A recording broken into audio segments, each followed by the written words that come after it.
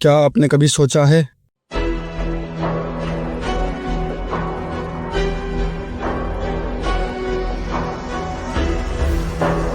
कि middle east में आज जो वॉर भड़क रही है उसकी जड़ें शायद 1400 साल पुराने हिस्ट्री में छिपी हों। एक तरफ ईरान और दूसरी तरफ इजराइल, और पीछे खड़ा है जो खुद को दुनिया का सुपर पावर कहता है, यूनाइटेड स्टेट।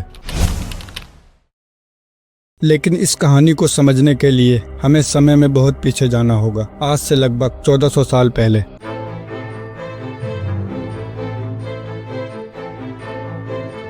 क्योंकि आज का ईरान कभी दुनिया की सबसे बड़ी सल्तनत था, जिसे इतिहास में पर्सिया कहा जाता था।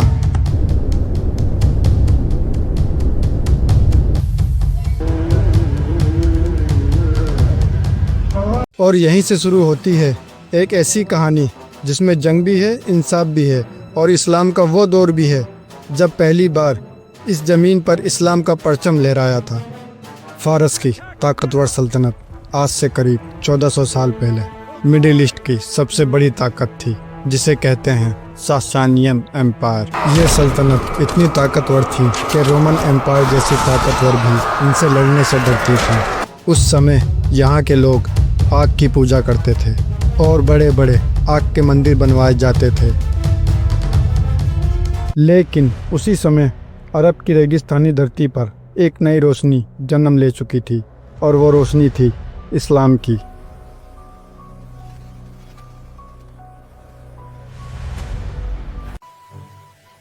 जब इस्लाम की रोशनी पूरे मिडिल ईस्ट में फैलने लगी तो मुसलमानों के दूसरे खलीफा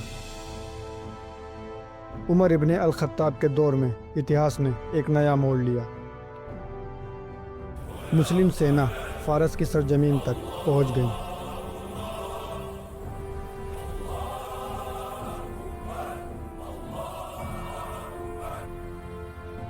मकसद सिर्फ जंग लड़ना नहीं था, ना ही किसी की ज़मीन को जीतने का था। मकसद था इस्लाम का पैगाम लोगों तक पहुंचाना था।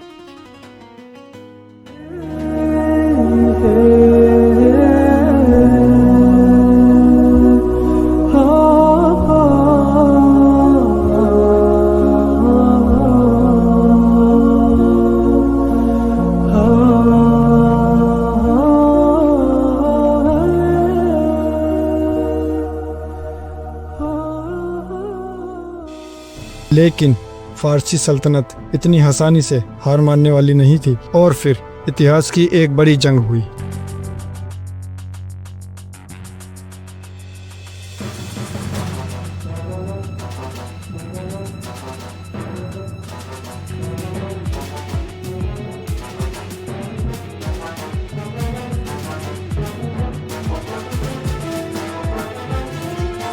छः सौ 36 ईस्वी में मुसलमानों और फारस की सेना के बीच एक बड़ी जंग हुई, जिसे इतिहास में बैटल ऑफ कदसिया कहा जाता है। मुस्लिम सेना की कमान साद इब्ने अबी वक्कास के हाथ में थी, और दूसरी तरफ रुस्तम फरूखाजाद फारस की सेना का लीडर था। 4 दिन तक तलवारें चली, रेगिस्तान में तलवारें चमकी, और आखिरकार फारस की सेना को भारी हार का सामना करना पड़ा।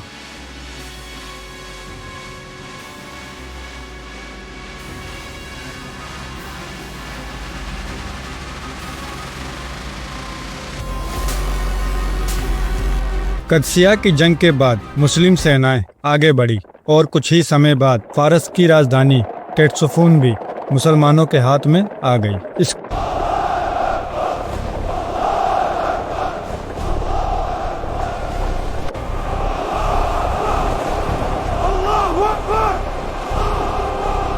बाद धीरे धीरे फारस की धरती पर मस्जिदें बनने लगी, और अजान की आवाज पहाड़ों और शहरों में गूंजने लगी। इस तरह जिस जमीन पर कभी आग के बड़े बड़े मंदिर थे, कदसिया की जंग के बाद उसी जमीन पर इस्लाम का परचम लहराने लगा।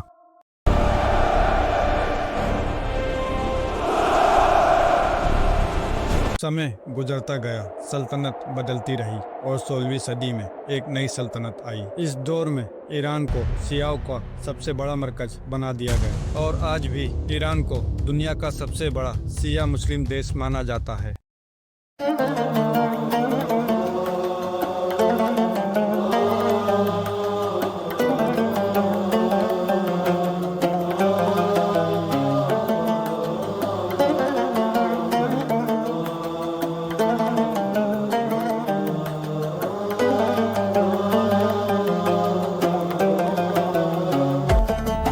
20वीं सदी में मिडिल ईस्ट की सियासत पूरी तरह बदल गई। 1948 में इजराइल नाम का एक नया देश बनाया गया और यहीं से मिडिल ईस्ट में अब एक नया टकराव जन्म ले चुका था।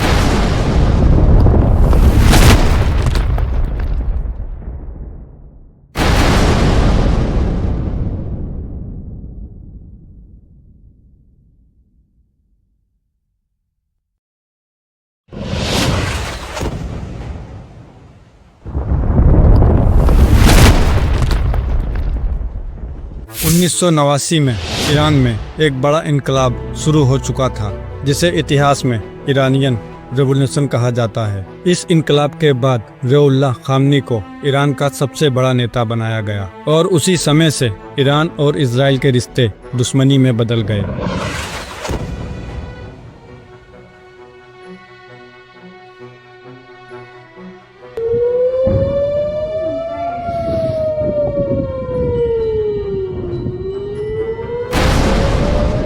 आज मिडिल ईस्ट में सबसे बड़ा तनाव ईरान और इजराइल का है और इसी तनाव में अमेरिका भी इजराइल के साथ शामिल है। कभी मिसाइल हमले, कभी ड्रोन अटैक।